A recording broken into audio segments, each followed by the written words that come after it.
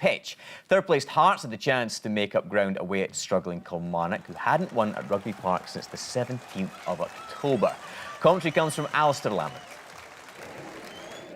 Kilmarnock looking to improve on a run of only one win in 9 matches, bringing David Syme and Lee Ashcroft for Finlay and O'Hara.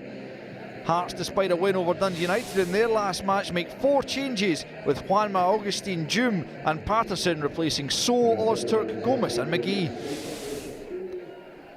A fairly humdrum start to the year and this match at Rugby Park, as Kilmarnock tried to do something about that. It's Obadiah finding himself a bit of room. That's a nice pass for McGuinness, who's got a bit of space, but Neil Alexander blocks with his legs. The first real opening in the match. McGuinness didn't really get a hold of the shot.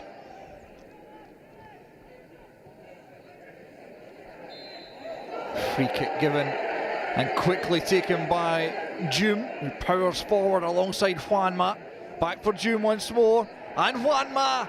That's a good challenge. Just enough done there by a combination of Ashcroft and McHattie to stop Juanma in his tracks as he prepared to pull the trigger. Craig Levine and Ann Budge among the onlookers as their side try to make the breakthrough, but it's Kilmarnock coming forward for the moment. Juanma back doing some defending. Stephen Smith has a hefty challenge. McGuinness, and it's knocked over the line by Conrad Ballatore of all people. The defender, with just his 2nd goal of the season, has the home side in front before half-time. The Rugby Park crowd has something to cheer. An element of controversy here, and the challenge by Smith on Oceanua was a fierce one. Hearts unhappy with that. McGuinness didn't waste any time though, and it's a cute finish by Ballatore, knocking it over. But it was Oceanua knocked over by Stevie Smith. And Kilmarnock nonetheless are ahead. Clipped forward by Augustine, the captain. Sam Nicholson. He's done well, Nicholson. Forced though to turn back the way. Still holding on to possession, gets the cross in. Good shot, well saved by Jamie McDonald, but Gavin Riley on the follow-up. And Hearts are level on the stroke of half-time. It was good persistence by Nicholson. The shot from Billy King brilliantly saved after the deflection by McDonald, but he had no luck as Riley was ready to pounce. And it's 2 goals in 2 games from the Hearts forward. And the Jam Tarts level going into the break. Oceanua. Picked up now by Nicholson. Feints one way. Crosses in. Falls now for Boaba, and good save by McDonald. Callum Patterson. Good control. It's a good shot. Deflects past McDonald. And Hearts are ahead. Terrific skill and strike by the fullback, aided by the deflection. And once again, Jamie McDonald gets absolutely no luck. Good block there by the keeper, but he could do nothing as Patterson's left foot volley flashed past him off McHattie. And Hearts have come from behind to lead at Rugby Park. More misery perhaps for Killie. Down in the relegation playoff zone, 10 points ahead of Dundee United, but they will not be particularly happy with the way things are going, and they almost fall further behind. It was Rossi's header off the woodwork. Still Hearts press. Nicholson's cross, and it's Riley with a header over the bar in the end. But Kilmarnock living dangerously. Rossi rising, and McDonald was beaten here. The crossbar saving Kilmarnock. Stevie Smith to deliver. Outswinger headed over by Conrad Ballatore, looking for his 2nd goal of the game. And Killie will take a goal from anywhere at the moment.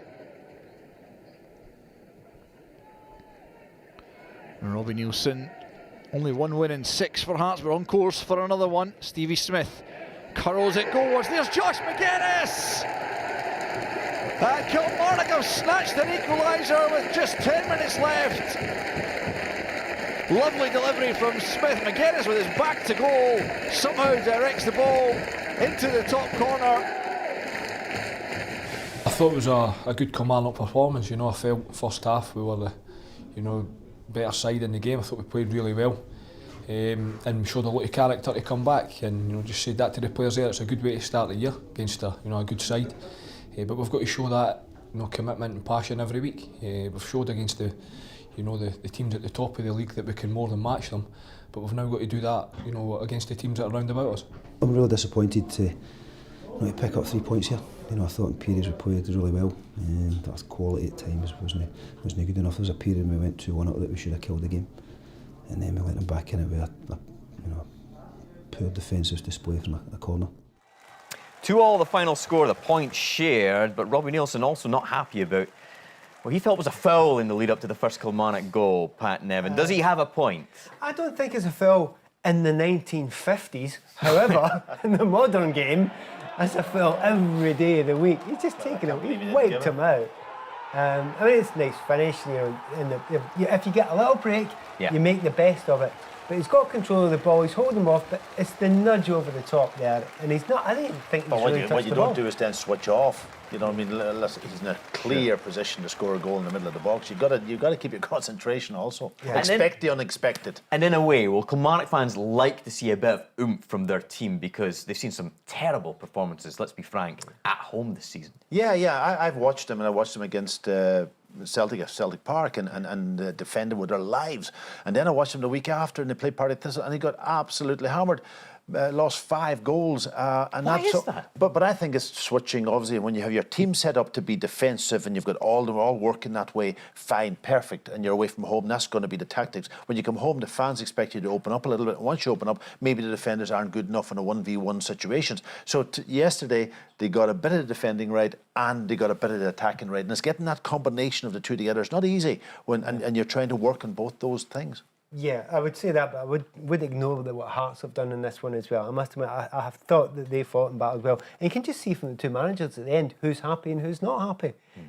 Hearts are delighted with that point. It's a great point for them. Kilmarnock are delighted. It's a great point for them. Yeah. Hearts, they're absolutely devastated by it. And I understand that completely.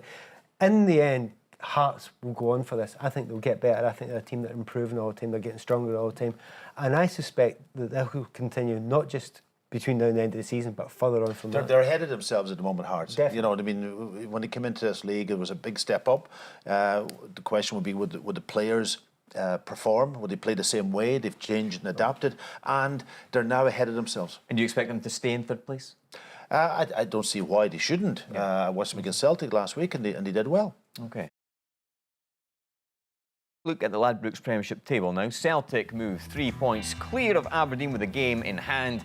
Inverness in the top 6, but just 7 points separate them from 11th place Kilmarnock. Dundee United 11 points adrift at the bottom of the